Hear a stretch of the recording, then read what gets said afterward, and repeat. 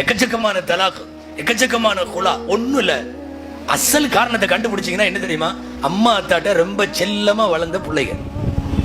நீங்க போய் குலா எங்கெல்லாம் நடக்குதோ விசாரிச்சு பாருங்க, தலாக்கு எங்கெல்லாம் நடக்குதோ விசாரிச்சு பாருங்க. சில இடங்கள்ல மாப்பிள்ளை தவறு, சில இடங்கள்ல பெண்ணுடைய தவறு. ஆனா இன்னைக்கு மெஜாரிட்டி என்ன தெரியுமா?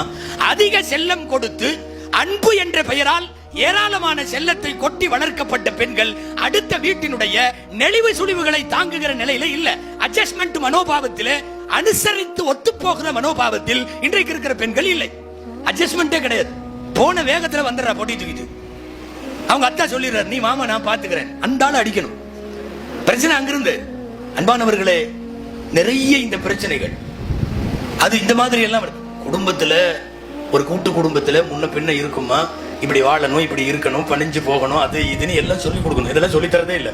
நீ வா பாத்துக்கலாம் தான் ஒரு ஹதீஸ் இப்படி வருகிறது. அதாவது இன்னைக்கு உள்ள குடும்ப பெண்களும் என்ன ஆயிட்டாங்கன்னா, அவங்களே நிர்வாகிகள் மாதிரி. குர்ஆன் சொல்லுது அர்ரிஜாலு கவ்வாமூன், நிர்வாகிகள் ஆம்பளைகன்னு.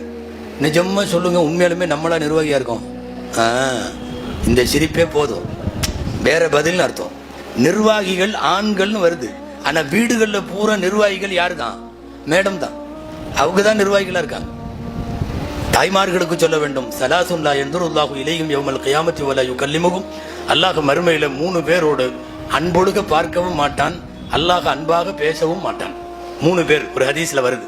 ஒன்னாவது ஆக்குன்லி வாலிதை, பெற்றோரை நோவினை செய்தவன், பெற்றோரின் பத்வாவுக்கு ஆளானவன், பெற்றோரை புறக்கணித்தவன். அவன் ஃபர்ஸ்ட்.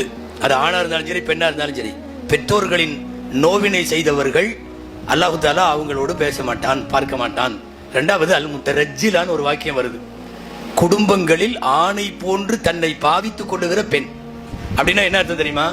ட்ரெஸ் வேட்டி சட்டை போடுவாங்கன்னு அர்த்தம் அல்ல.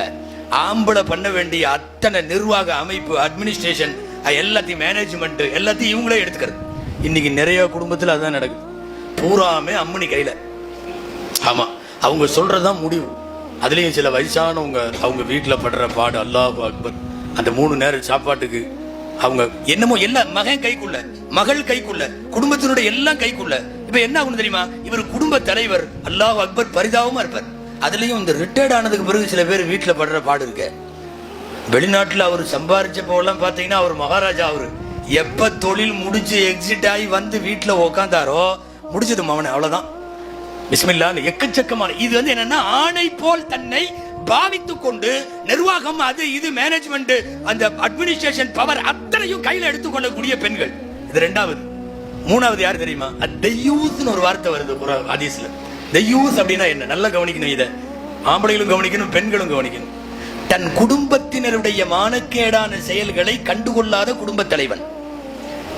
என் பையன் சரியில்லை, என் புள்ள சரியில்லை, அவங்க கான்டாக்ட் சரியில்லை, அவங்க காட்சி சரியில்லை, அவங்க பழக்கம் சரியில்லை என்று தெரிந்தும் கூட தெரியாமல் நடக்கிற குடும்ப தலைவன் தலைவி இருக்காங்கல்ல, அவங்க தான் இந்த மூணாவது. பெற்றோரை நோவினை செய்பவன், ஆண்களை போல் தன்னை குடும்பத்திலே நிர்வாக ரீதியாக பாவித்துக் கொள்ளுகிற பெண். மூணாவது, தன் குடும்பத்தில் தன் கண்ட்ரோலுக்கு கீழே இருப்பவர்களுடைய சாக்கடைத்தனமான செயல்களை கூட கண்டுகொள்ளாமல், காது கேட்காமல், பார்க்காமல் இப்படி இருக்கக்கூடிய குடும்ப தலைவன். யோசிக்கணும், இவர்களோடு அல்லாஹ் பேசுவதே இல்லை, அன்பொழுக பார்ப்பதும் இல்லை என்று வருகிறது. எனவே நான் துவக்கத்திலே சொன்னதை மீண்டும் அடுத்து சொல்லுகிறேன். அன்பு தாய்மார்களே, நீங்கள் தான் அடுத்த தலைமுறையை உருவாக்குகிற மிகப்பெரிய, மிக பிரம்மாண்டமான தொழிற்சாலை. நீங்க தீன் உள்ள தலைமுறையை உருவாக்கி தர வேண்டும். இதுல ஆம்பளைகள்லாம் முடியாது. ஆம்பளைங்க அவங்களே உங்கள்ட்ட கிட்டத்தட்ட சரண்டரா தான் இருக்கும். முதல்ல எல்லாம் கல்யாணத்துல நாங்க பேசும்போது திருமண பயான்ல சொல்லுவோம், மாப்பிள்ளைகளை பார்த்து ஆணாதிக்கத்தோடு இருக்காதீர்கள், தயவு செய்து பெண்கள் மீது இரக்கம் காட்டுங்கள் அப்படின்னு எல்லாம்.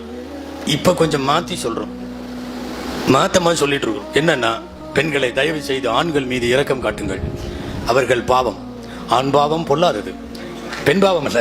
ஆண்மை நிஜமா பொய்யெல்லாம் சொல்ல. இன்னைக்கு காலையில திருச்சியில கல்யாணத்துல பேசிட்டு தான் வர்றேன். பெண்ணாதிக்கம் மிகைத்திருக்கிறது. பெண்ணாதிக்கம், ஆணாதிக்கம் அல்ல, பெண்ணாதிக்கம். பாவம் அவங்க, தயவு செய்து அவங்கள கொஞ்சம் பத்திரமா பாத்துக்குங்க. ஆனா ஆண்களுக்கு ஒரு ஆறுதல் சொல்றேன். ஹதீஸ்ல அப்படி ஒண்ணு வருது. ரொம்ப டார்ச்சர் பண்ற மனைவிக்கு கீழே இருக்கிற கணவன்மார்களுக்கு அய்யூப் அலைஹிஸ்ஸலாத்தோட கூலி உண்டாமா. அல்லாஹ் அக்பர். 18 வருஷம் நோய்வாய்ப்பட்டு படாத பாடுபட்டாங்கல்ல, அவங்க கூலி நமக்கு கன்ஃபார்ம்னு அல்லாஹ் சொல்றான். எப்ப தெரியுமா? வீட்டுல டார்ச்சரா இருந்தா. பெரிய மகான் ஒருத்தர் இருந்தார், அதற்கு அதிகமா சிரிக்கிறார். அன்பானவர்களே, பெரிய மாமேதை அபுல் ஹசன் ஹர்கானி ரஹிமஹுல்லான்னு ஒருத்தர் இருந்தாங்க. சில நேரம் அவங்க பெரிய அவுளியாவா இருப்பாங்க, வீட்டில் அமையிறது அந்த மாதிரி இருக்காது. அவர் அஜரத்து ஆஜியாரு முத்தவல்லி ஹாட் பூட் எல்லாம் இருக்கும், வீட்டில் வேற மாதிரி இருக்கும். பகதாதுல இருந்து ஒரு பையன் வந்தார். எதுக்கு தெரியுமா? ஷேக்கை பார்க்கறதுக்கு. ஷேக் அபுல் ஹசன் ஹர்கானி ரஹிமஹுல்லா பெரிய ஆளு. காட்டில் உட்காந்து திக்ர் செஞ்சாங்கன்னா அவங்க கூட சிங்கமெல்லாம் திக்ர் செய்யும். அவர் உட்கார்ந்து இருக்கிறப்ப சிங்கத்து மேலே இப்படி கை வச்சு உட்காந்துருப்பாரு. சமயங்கள்ல காட்டுக்குள்ள இருந்து சிங்கத்துல உட்காந்து வருவார். அவர் வரலாறு படிக்கிறப்பவே எல்லாத்துக்கும் சிங்க நினைப்புக்கு வரும். என்ன கூடவே நீங்க ஒரு அட்டாச்சாவே இருப்பாரு சிங்கத்து கூட. அவ்வளவு பெரிய ஆளு. பகதாதுல இருந்து ஒரு பையன், ஒரு 20-30 வயசு பையன் கிளம்பி ஷேக்கை சந்திக்கலான்னு வந்து அட்ரஸ் கண்டுபிடிச்சு வீட்டு கதவை தட்டிட்டான். டபால்னு கதவை திறந்தது அந்த அம்மா உள்ள இருந்து. அது வேற மாதிரி அம்மா. அல்லாஹ் அக்பர். என்ன இல்ல, ஷேக்கை சந்திச்சு துவா வாங்கிட்டு போன, உனக்கும் பழப்பில்ல அவருக்கும் பழப்பில்ல, பா அங்க இருப்பாரு பாரு அப்படின்னு அங்க காட்டுக்குள்ள இருப்பாருன்னு துரத்தி விட்டுச்சு. அதிர்ச்சியாயி இந்த பையன், ஷேக்குக்கே இந்த நிலைமையா அப்படின்னு நான் யோசிச்சுக்கிட்டே வர்றான். இப்படி ஒரு மனைவி கூட இவர் ஏன் வாழணும்?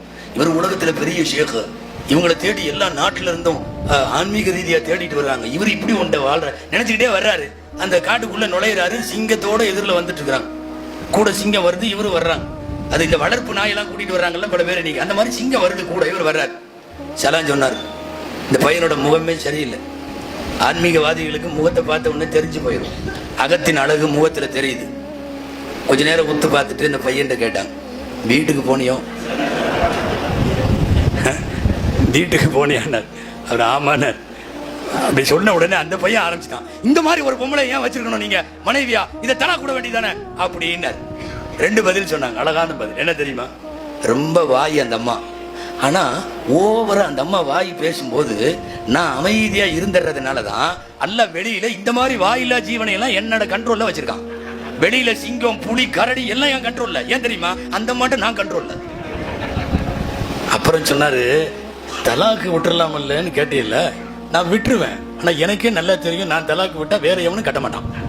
அந்த அம்மாவை வேற யாரும் கல்யாணம் பண்ண முடியாது. ஆனா என் பிள்ளைகளை அவன் நல்லா பாத்துக்கிறான். அந்த வேலையை அவன் செய்யறா இல்லையா? அது நான் செய்ய முடியாது. நான் செய்ய முடியாது அந்த வேலையை. என் பிள்ளைகளை வளர்ப்பதில் அவள் சரியாக இருக்கிறாள். எனவே என்ன பேசினாலும் பரவாயில்ல, அவள் மனைவியாகவே இருந்து விட்டு போகட்டும் அப்படின்னு சொல்லி அபுல் ஹசன் ஹர்கானி ரஹ்மத்துல்லாஹி அலைஹி சொல்றாங்க. இப்ப இதையெல்லாம் சொல்லிட்டு நீங்க எங்களுக்கு என்ன சொல்ல வர்றீங்க அப்படின்னு கேக்குறீங்க. ஒன்னும் இல்ல, டார்ச்சர் அதிகமா இருந்தா நீங்க அவுலியாவாகிறதுக்கு வாய்ப்பு உண்டு. சொல்ல முடியாது, நம்ம எல்லாமே அவுலியாக்கள் ஆகிறதுக்கு வாய்ப்பு உண்டு. அதனால தாய்மார்கள்ட்ட சொல்லணும், ஆண்கள் பாவம் என்பதை சொல்லும் சூழ்நிலையில் இன்றைக்கு குடும்பம் இருக்கிறது. அவர்களே, நான் துவக்கத்தில் சொன்னதை மீண்டும் சொல்லி நிறைவுக்கு வருகிறேன். ஆண்களால் ஒரு நல்ல குடும்பத்தை கட்டமைக்கிறது ரொம்ப கஷ்டம். சம்பாதித்து தருவதற்கு ஆனால் முடியும். விசேஷங்களுக்கு அல்லது சுப துக்க காரியங்களிலே வந்து குடும்ப தலைவன் என்று நிற்க முடியும். ஆனால் அடுத்த தலைமுறையை மார்க்கம் சார்ந்த தலைமுறையாய் தீனின் தொடர்போடு அல்லாஹ் ரசூலினுடைய தொடர்போடு ஒரு சந்ததியை உருவாக்குவதற்கு பெண்களை உங்களால் தான் முடியும். அந்த தொடர்பிலேயே இருங்கள். குறிப்பாக இது போன்ற மார்க்க நிகழ்ச்சிகள், பயான்கள் உங்களுக்காக நடத்தப்படுகிற போது தவறாமல் அதில் பங்கேற்றுக் கொள்ளுங்கள். நல்ல தலைமுறையை உருவாக்க அல்லாஹ் உங்களுக்கு தௌஃபீக் செய்வானாக. நம்முடைய காதுகளில் எந்த மார்க்க விஷயமெல்லாம் வாழும் காலத்தில் வந்து விழுகிறதோ அவைகளை தாமதம் இல்லாமல் உடனடியாக குடும்பத்திலே அமல் செய்யக்கூடிய தௌஃபீக்கை அல்லாஹ் வழங்குவானாக.